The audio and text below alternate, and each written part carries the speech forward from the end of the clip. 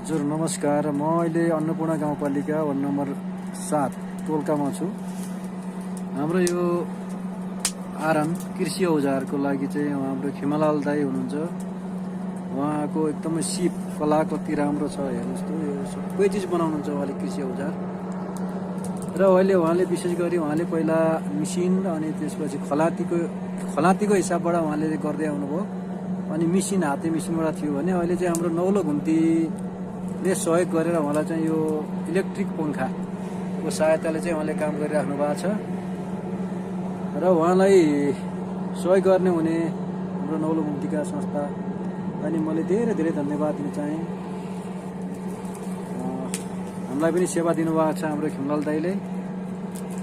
र विशेष गरी हाम्रो कृषि औजारमा चाहिन्छ भनेदेखि उहाँलाई सम्पर्क गर्नु होला। उहाँ चाहिँ उहाँको स्थायी ठेगाना भनेको अन्नपूर्ण गाउँपालिका लान्द्रुप हो।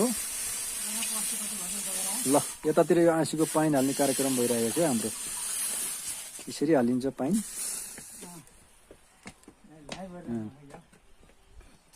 ल हेर्नुहोस्,